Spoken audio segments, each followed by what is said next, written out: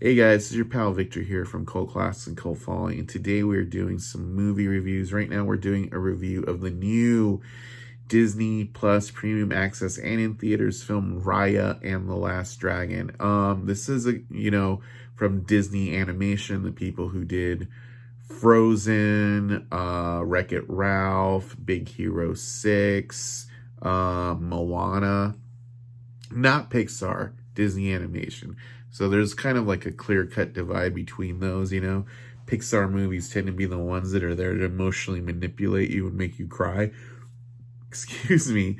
But I will say, and it's, we'll say to a certain degree Walt Disney Animation films do the same thing, but I feel like this one is more along the lines of something like Big Hero 6 or something. It, to a certain degree, reminded me a lot of like the Disney Afternoon, kind of like those cartoons like DuckTales or like Tailspin, where it's just kind of like a straight on like Disney adventure cartoon. There's not musical numbers. It even has a funny weird post-apocalyptic vibe. But a lot of this is the big deal behind this animated cartoon that it's Disney's first Southeast Asian like themed cartoon with a largely Southeast Asian cast. To that end, I think I would argue Pacific Islanders, in terms of the bigger diaspora of Asian voices are represented a lot better in Moana.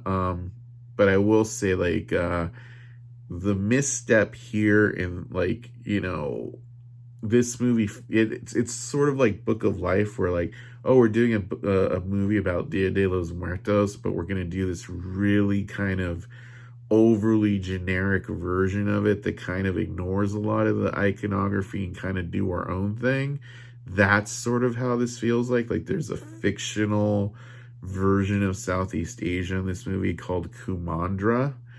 And the prologue of it is at one point there was this force called the Druun, which depending on how you see it, you can see it as an allegory for a pandemic or as an allegory for mistrust and echo chambers that keep us apart.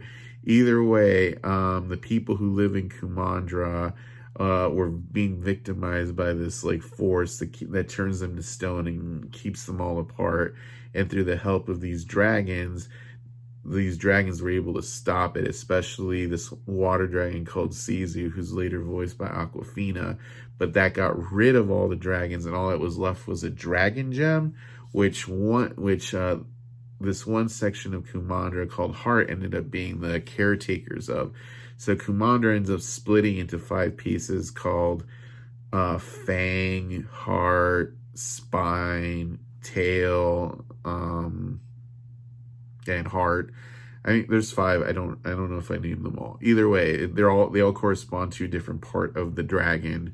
And the people of Heart, especially the leader Benja, who's voiced by Daniel Day Kim from Hawaii Five-0 and Lost, wants to bring everyone back together, but all the other people just want the prosperity that Heart has. So like, even though they all come together for a summit, they never hear him out. They're just trying to get the dragon gem, which through machinations ends up being shattered into pieces and causes the Druun to become this widespread plague, sort of like the blip that takes out most of the world.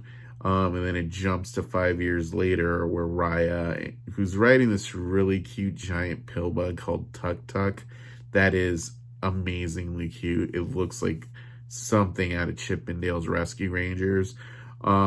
She's trying to raise up this water dragon to kind of fix the world. And this part really seems a lot like a cross between Fury Road and Indiana Jones. But then it turns out that Fang, which turns out it's a tooth that's like surrounded by a lagoon because the Druun is they're afraid of water. They're trying to stop Raya from fulfilling this quest, especially the daughter of the ruler, Namari, who's voiced by Gemma Chan, who is in Crazy Rich Asians and the AMC show Humans.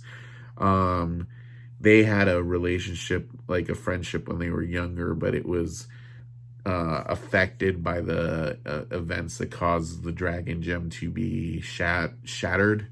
And they don't trust each other. And that's kind of like the basic gist of the prologue here. I mean, it's not a spoiler to tell you that Raya brings back Sisu, and as she goes on her quest, she keeps meeting people along the way who try to encourage her to trust other people and not rely on herself so much.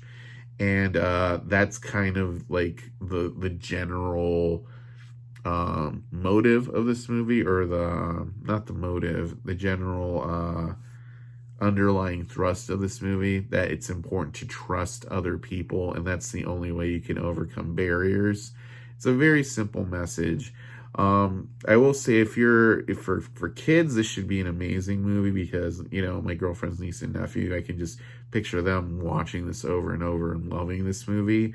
For adults, it's not so much like Big Hero 6 or Moana, where there's like a lot of adult, stuff to keep you really that interested. I mean, the animation, it starts out kind of rough and then it gets better along the way. Like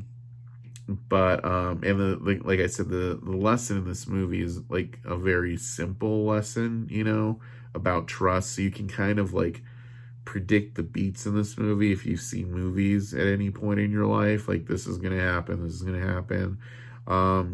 And I'm not knocking the movie. Like I said, it's fun. It's a fun family film. But I have seen a lot of critics kind of go a little overboard in their praise for it, in the sense that it's something like along the lines of Moana or something like that. I would say it's more like DuckTales or Chippendales Rescue Rangers, which are fun, but it's not like groundbreaking kind of stuff. Kids will like it. If you're an adult, you're gonna be like, oh, okay, And then, and then the adventure beats are fun, So that's there to keep you. And seeing kids having fun will keep you interested in the movie. If you're just an adult on your own and you're watching this, you might have a harder time getting invested.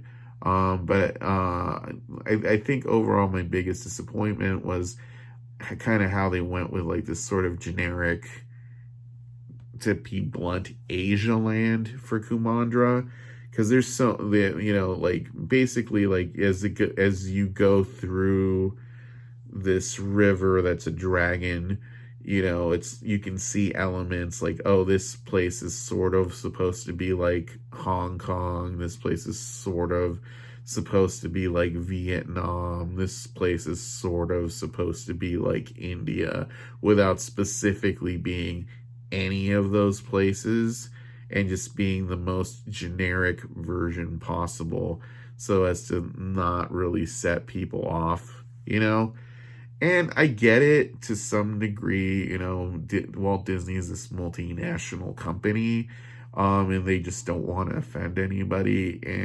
But I mean, I'm just saying, seeing Buddha statues, or Taoist shrines or something, it's more realistic to the iconography of this kind of place. And because even if you see Moana is sort of like supposed to be like this fictional sort of, Pacific island. It's not supposed to be like Tahiti or American Samoa or something, but it still invokes that culture in a very real way. And it's sort of disappointing to kind of see this movie and that even the boats aren't junks or something, stuff like that, little things you can do to kind of, like, oh, I see myself on the screen. I guess you see yourself in representation through these voice actors if you're a person of color, but realistically, I feel like not so much. And that's kind of like a dropped ball. It's a difference between Coco and the Book of Life. Coco feels more real versus Book of Life feels like a fantasy movie. I hope that makes more sense. But yeah, I do recommend it. I think it's good for families and it's fun. I think Aquafina is really good in it. Kelly Marie Tran voices Raya, and she's good. The one voice actor, the voice actors who are really gonna pop at you in this are really gonna be Aquafina and Benedict Wong. Everyone else is good, but it's not like a mind blowing good. It's like, oh, okay, sassy, I get it, it's cool. But yeah, overall, 3 out of 5 stars. It's a good movie. It's not great. Could have been better, um, especially for an animated film. But if you enjoyed this review, check out our other reviews over at Cult Classics, our YouTube channel, and on our website at cultfollowing.co. And we will talk to you all later. So thanks.